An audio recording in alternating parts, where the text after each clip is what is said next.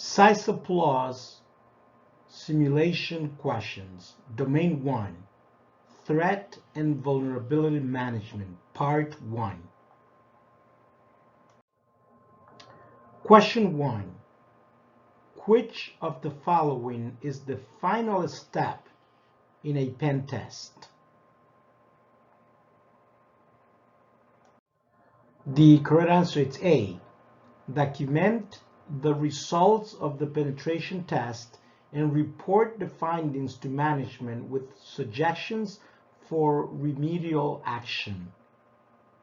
The steps in performing a penetration test are as follows. 1. Document information about the target system or device. 2. Gather information about attack methods against the target systems or device. This includes performing port scans. 3. Identify the known vulnerabilities of the target systems or device. 4. Execute attacks against the target system or device to gain user and privileged access. And 5. Document the results of the penetration test and report the findings to management with suggestions for remedial action. Question 2. Your company has a centralized patch deployment system. Which of the following system is most likely to still have patch vulnerabilities? The correct answer is A. IoT, the Internet of Things. IoT devices are most likely to still have patch vulnerabilities. Even though your company has a centralized patch management systems, IoT devices are often deployed before their security issues are fully analyzed by the manufacturer or the purchaser. Most of these devices have complicated update processes that are not easily deployed in a centralized patch management systems. Question number 3. As your company's security analyst, you are responsible for implementing an information security vulnerability management process. Currently, you are documenting the regulatory environments and corporate policy. In addition, you obtain the data classification and asset inventory. Which step of the information security vulnerability management process are you completing? The correct answer here is D. Identify the requirements. You are completing the identify requirements step of the information security vulnerability management process. This step includes documenting regulatory environments and corporate policy and obtaining data classification and asset inventory. As we have previously stated, the steps of implementing an information security vulnerability management process are 1. Identify requirements, 2. Establish a scanning frequency, 3. Configure the tools to perform the vulnerability scan, 4. Execute the vulnerability scan, 5. Generate the report, 6. Implement remediation, and 7. Ongoing and scanning and continuous monitoring. Question number 6. The security team is doing some planning for a risk evaluation. Recently, some security events went unrecorded because the log was full. Today, the team was discussing the proper mitigation for that issue. What part of risk evaluation are they performing?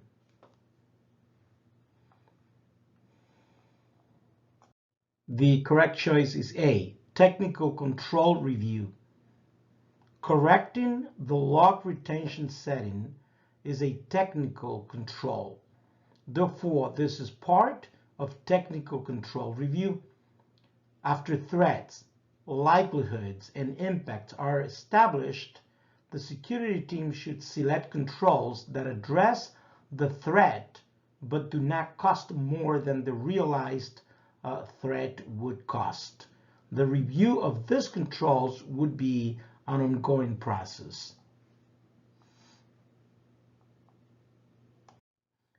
Question 5. You have several SQL servers that were recently brought down by a DDoS attack. The attack was never detected by your signature-based IPS. When you received support from your vendor, you were told that the attack used an approach that was never seen before. What type of attack did you suffer? The correct answer is B, 0-day. A 0-day attack is one discovered in live environments for which no current fix or patch exists, as in this case. Question number 6. Your assistant created an access list on a Cisco router, and the list is not working correctly. The first thing that you ask him is whether he understands how these lists work. In what order are the lines of an access list read when an access list is applied to a router interface? Choose 2. The correct answer is A, top down if it is an extended access list, and B, top down, top to bottom if it is a standard access list as well. So in both cases, top to bottom. Both extended access list and the standard access list are read from top to bottom. Therefore, when creating access list, you want to create the more specific statements and the more frequently occurring conditions towards the top of the list, and the more general statements towards the end of the list. There are 2 types of access lists, a standard and extended. Extended access lists can be either named or numbered. Named access list includes the following characteristics. Individual statements within the list can be deleted rather than deleting the entire list as it is required with numbered lists. Named lists must specify whether they are standard or extended. With numbered lists, this is indicated by the use of a specific list number ranges. Standard access lists are applied as close to the destination as possible and can only base their filtering criteria on the source IP address. The number used while creating an access list specifies the type of access list created. The range used for the standard access list is 1 to 99 and 1300 to 1999.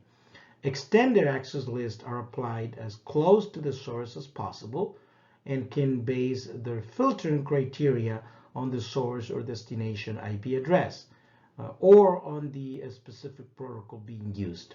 The range used for extended access list is 100 to 199 and from 2000 to 2699.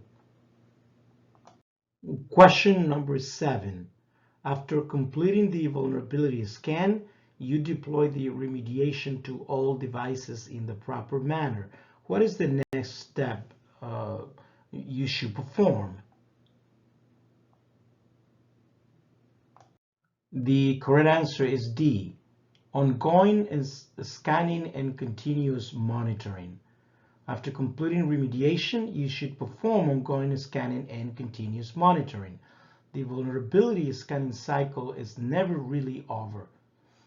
And as we have previously stated, and here are the steps of completing an information security vulnerability management process.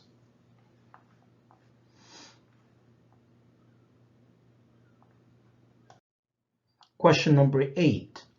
After performing a vulnerability scan, you receive the scanning report. A CVSS vector is provided as part of this report. For one of the vulnerabilities, you need to determine the type of access that the attacker will need to the affected system for the vulnerability to occur. Which metric of the CVSS vector should you consult? The correct answer is D, AV, which is the access vector. So you should consult the access vector or AV metric of the CVSS vector. This metric describes how the attacker would exploit the vulnerability, and it has three possible values. L stands for local and means the attacker must have physical access to the affected system. A stands for adjacent network, and it means the attacker must be on the local network. And N stands for network, and it means that the attacker can cause the vulnerability from any network. The access complexity or AC metric describes the difficulty of exploiting the vulnerability, and it has three possible values. H stands for high and means the vulnerability requires special conditions that are hard to find. M stands for medium and means the vulnerability requires somewhat special conditions. And L stands for low and means the vulnerability does not require special conditions. The authentication or AU metric describes the authentication that an attacker would need to get through to exploit the vulnerability. It has three possible values. M stands for multiple and means the attacker would need to get through two or more authentication mechanisms. S stands for single and means the attacker would need to get through one authentication mechanism. N stands for none and means that no authentication mechanisms are in place to stop the exploitation of the vulnerability, The availability or A metric describes the disruption that might occur if the vulnerability is exploited, and it has three possible values as well. N stands for none, and it means that there is no availability impact. P stands for partial, and it means the system performance is degraded. C stands for complete, and it means that the system is completely shut down. The confidentiality or C metric describes the information disclosure that may occur if the vulnerability is exploited, and it has three possible values. N stands for none, and it means that there is no confidentiality impact. P stands for partial, and it means that some access to information would occur. And C stands for complete, and it means all information on the system could be compromised. The integrity or I metric describes the type of data alteration that might occur and has three possible values as well. N stands for none, and it means that there is no integrity impact. P stands for partial, and it means that some information modification would occur. And C stands for complete, and it means that all information on the system would be compromised. The CVSS vector will look something like this. So again, the first thing that we talked about is the attack vector. And so that would go here, which is in this case is low. The access complexity is H, which means high.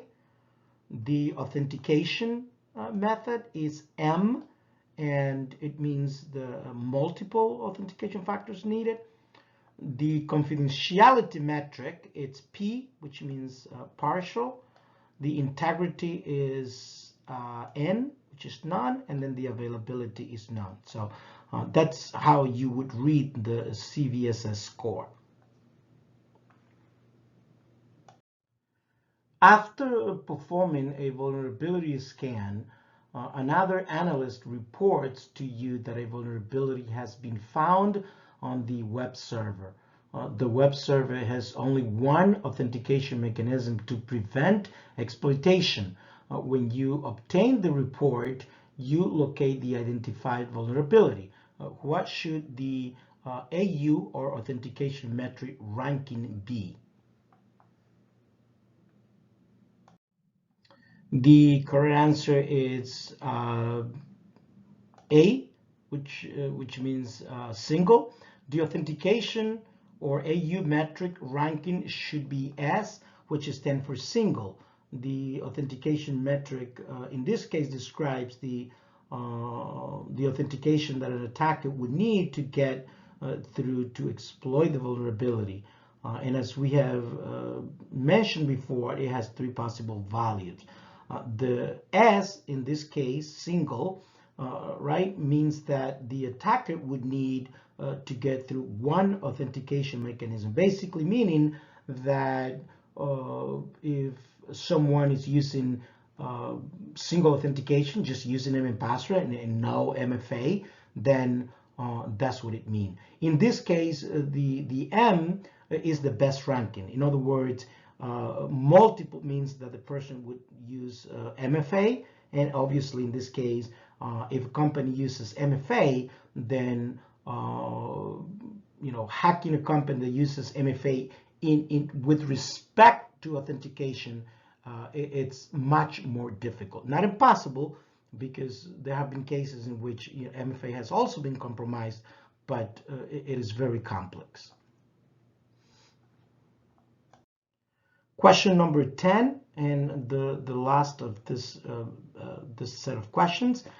Recently, there was a DOS attack on one of these servers that succeeded in taking it down for 3 hours. You would like to deploy a solution that would allow you to detect a huge rush of traffic to a specific device and route it somewhere away from the device. What technique could you use?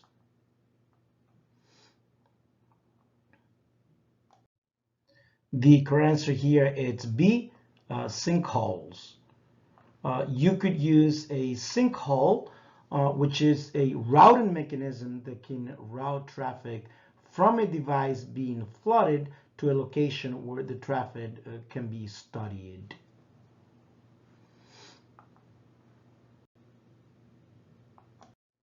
All right, so this is the conclusion of part 1 of the threat and vulnerability management domain 1 of this CySA review questions for the exam. In the next section, we will discuss questions from 11 to 20 in part 2 of this question simulations video.